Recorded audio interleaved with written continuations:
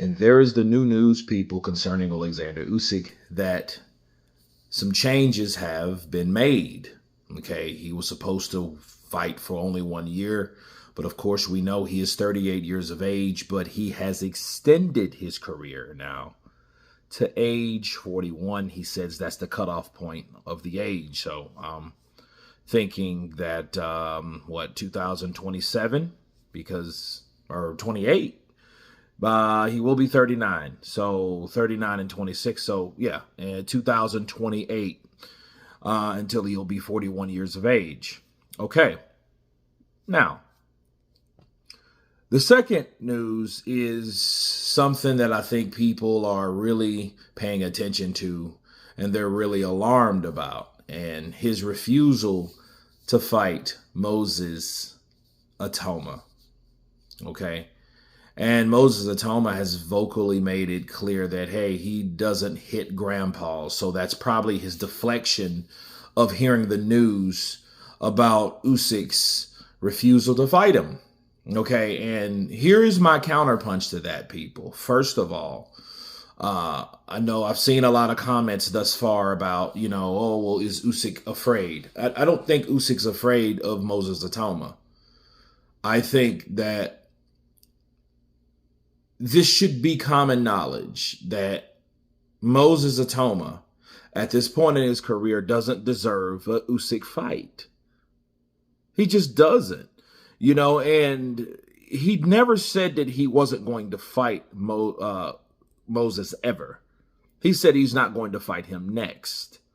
And I think the next part is very important, that they're leaving out of a lot of titles. You know what I mean? I'm not going to fight him next. But the question you ask yourself is, why is that so alarming?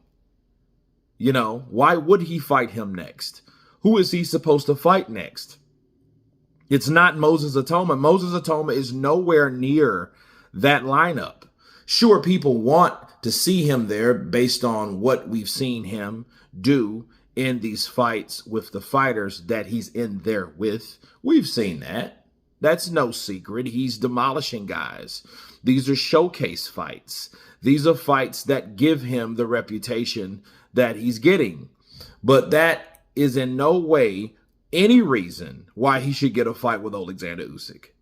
The people that's supposed to be fighting Usyk are the people that are the highest of the high, the interim champions, the #1 ranked contenders. Those guys should be fighting Oleksander Usyk.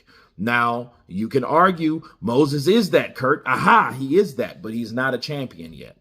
Okay? And most importantly, if you have a problem with Usyk turning down a fight with Moses next, then you should equally have a problem with Moses' team refusing to fight Frank Sanchez in the IBF title eliminator.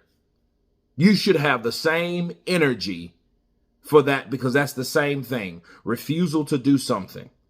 Okay, either his team or whatever. And Usyk is not obligated to fight Moses Itauma. He's obligated to fight the winner, I feel, out of Parker and Wardley.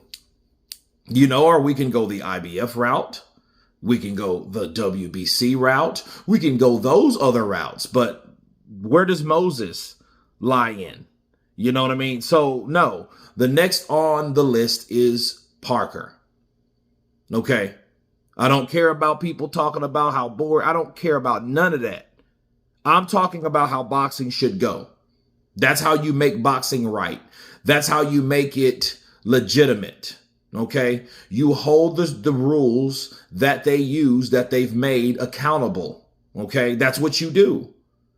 And Moses himself, I feel, should, and I think he doesn't have any problem with being held back. You know what I mean? So I think we should give Oleksander Usyk a break, because, what he's saying, I think people are taking it and running with it. Oh, he don't want to fight Moses. He's ducking Moses. Well, damn, can't we say that same for other people? And he never said that he wouldn't fight him throughout that time that he extended. You know what I mean? Now, to play devil's advocate, if Moses gets in position, which that is a high possibility, because Moses is starming guys. He's taking guys out. So if he does get in position for the title. And then Oleksander Usyk decides, nah, I don't think I'll do that. And he drops that belt, you know what I mean? Because the sanctioning body, they actually do the job and they say, hey, okay, hey, defend it or lose it. And he decides, well, I'm going to drop it. You know, okay, well, if you lost it, that's a whole different issue. Then we can talk about what people are trying to say right now. And I think it's very, very, very premature because we can't say that Usyk is ducking anybody right now. You know what I mean? He's not pulling a Riddick Bowe in the Lennox Lewis situation. This isn't that. But people, very, very emotional people, want to see Moses beat up Usyk because they want to see Usyk beat for one time in his dynamic, exciting life, right? But it's not happening. And I think we should really just take a chill pill and see what Oleksander Usyk does with this extended time. If anything, we should be cheering, okay, and celebrating that Usyk is staying longer because guess what? For the people that like to see him in action, to see what he did to Dubois, we get to see more of that because it's more time added to the clock. You know what I mean? Or, here's the thing, for the people that secretly hate Usyk for beating Joshua, for beating Dubois, for beating all the other British fighters, well, here's an opportunity for you guys to see him possibly lose. So it's a win-win for every situation, for every category. But what we won't do, we won't throw Usyk's name in the mud, under the bus, simply based off the way people are wording his refusal to fight a fighter that's not up in line next. But you guys tell me what you think of this new news concerning Oleksander Usyk that he will not fight Moses Itauma next, and he's fighting to the age of 41 years of age. Of course, please subscribe, and you guys been Counterpunch. Peace.